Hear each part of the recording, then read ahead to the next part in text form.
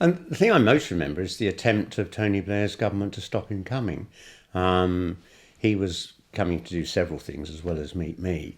And Tony Blair's government said that this is a private visit, therefore there'll be no protection. And we thought, given the attempts on his life previously, that this was a mistake.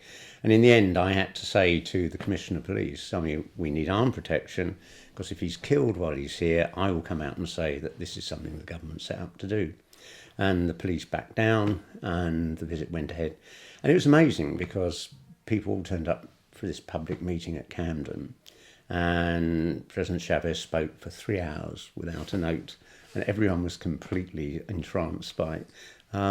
Because a lot of people in Britain had just had all the capitalist media going on about he was a military dictator and overlooking the fact he'd mostly won more elections than Mrs. Thatcher and Tony Blair put together. And I think what I found amazing about him was he was basically a normal person, an ordinary person, who'd never had any expectation of running a country, had taught himself and learnt how to do this on the job. I just thought, here's that he demonstrates ordinary people can run their own lives, let alone a whole country. Well, not many leaders actually wanted to see me. Given my politics, there weren't many world leaders that won't want to be seen associated with me. But I think the scale of the emotion, so many people wanted to come to the lunch that we had the next day. And then when he announced, he'd be cutting the price of the oil we pay for to run our buses so unemployed people could travel at half price. It was amazing. He was a world leader concerned about poverty in other countries, not just his own. I think that the legacy of Chavez is that it helped the whole of Latin America break free of domination by American corporations.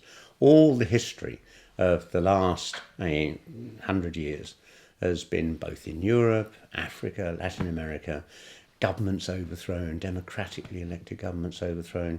Millions of people killed in Vietnam and other countries, all to support America's corporate interests. And the fact Venezuela could stand up to them, I think, encouraged others to break free in Latin America.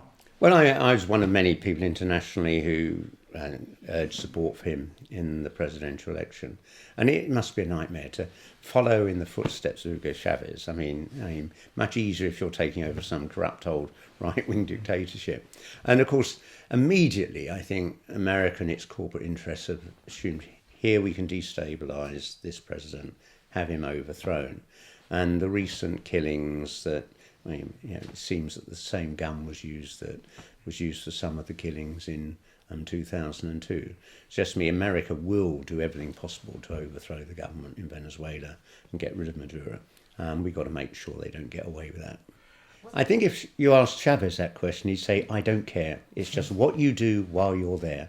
Who cares about your legacy? Who cares about what the historians write? Because they're always changing their minds and getting it wrong. It's, while you were there and you were in power, did you work for everybody or just a small elite? A legacy is one of inspiration in many ways. In a very difficult climate, a very difficult part of our world, Latin America, it was Chavez that shone like a beacon against the neoliberal attacks from not only America but from capitalism in general, a system that sought to oppress ordinary working people.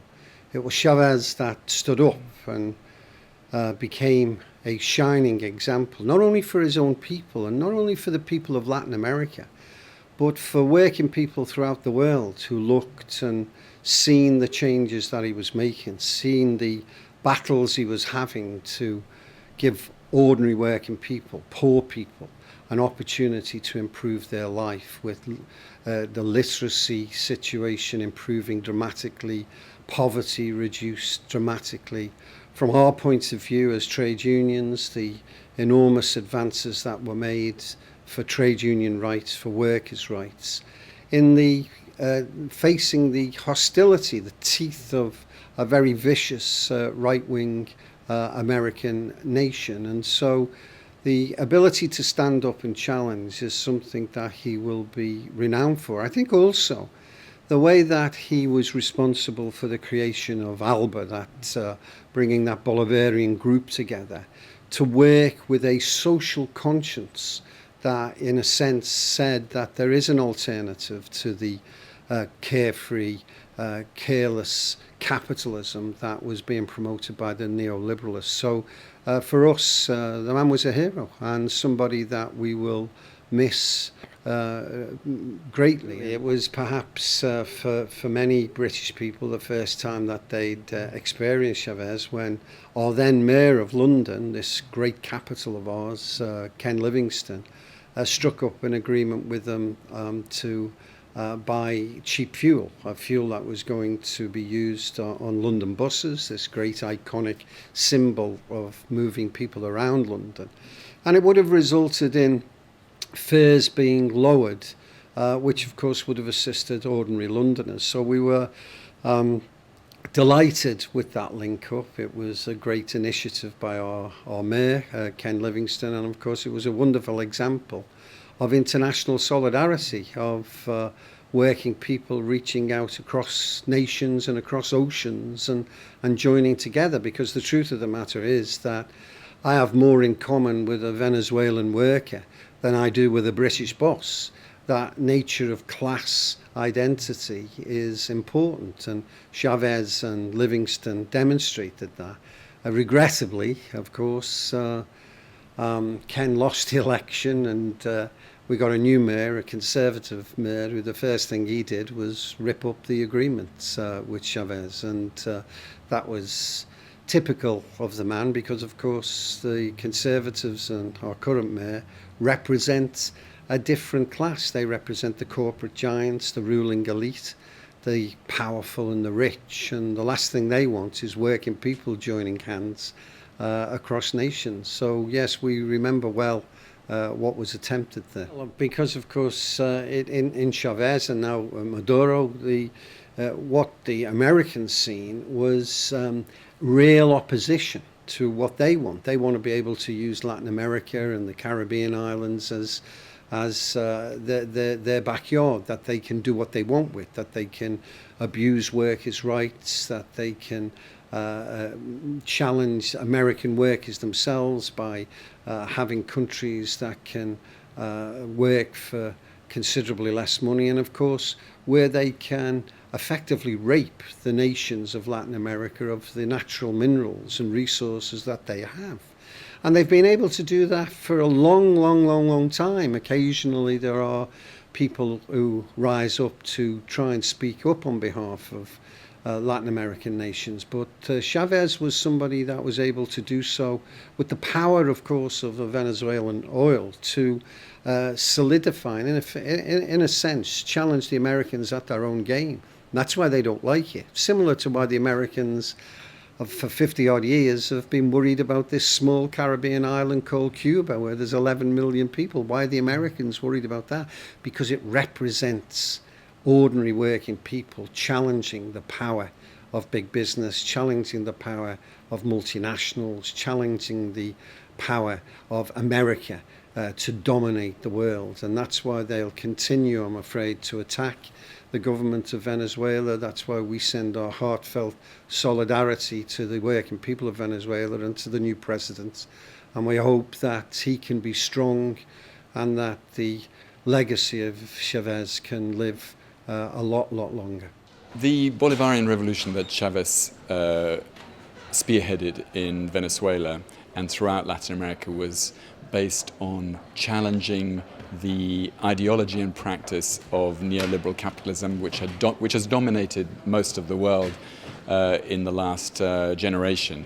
And because Latin America had been the first to experience the full force of neoliberalism and the social and economic crisis it created for the mass of people in Latin America, it became the first part of the world really to reject neoliberal ideology and neoliberal practice by electing a string of socialist and social democratic governments and radical governments across the region. Of course, Venezuela and Chavez's election in 1998 was really the beginning of that process, which opened out throughout the whole continent.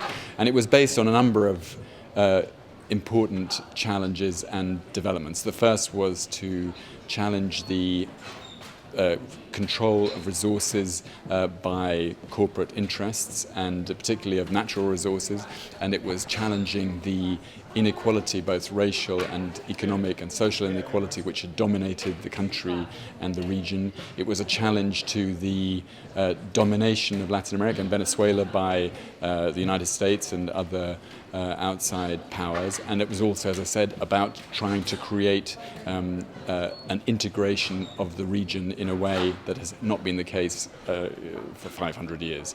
And first and foremost, it started with the with its success in breaking down social and economic inequality in Venezuela itself. And whatever people say about the experiences and mistakes and successes of the Bolivarian Revolution, and of course there have been many, the achievements are absolutely indisputable in terms of the dramatic reduction in poverty in the country, both in terms of absolute poverty and relative poverty. There has been a huge reduction in Venezuela. The huge expansion of social programs to the poorest parts of the population, the increase in housing and healthcare and education available to the parts of Venezuela that have been shut out of the previous system. And I think anyone who goes to Venezuela today can see that those parts of the population which have been downtrodden and kept out of power throughout its modern history have, through the period of the Chavista government and now under the government of Nicolas Maduro, have found their voice at last. Not only the poorest parts of the population, but also the non-white parts of the population and the indigenous population that has been shut out of power and economic opportunity. They have finally found their opportunities and their voice, and much greater equality in the country in the past 15 years. He was a champion of the poor and the oppressed, both in Venezuela, Latin America, and the whole world. He stood for the independence and integration of Latin America in the 21st century, a real independence for Latin America, and national dignity for the region and Venezuela itself. And of course, he also stood for a new kind of socialism in the 21st century. And for all those reasons, I think his impact is very substantial and will be long-lasting.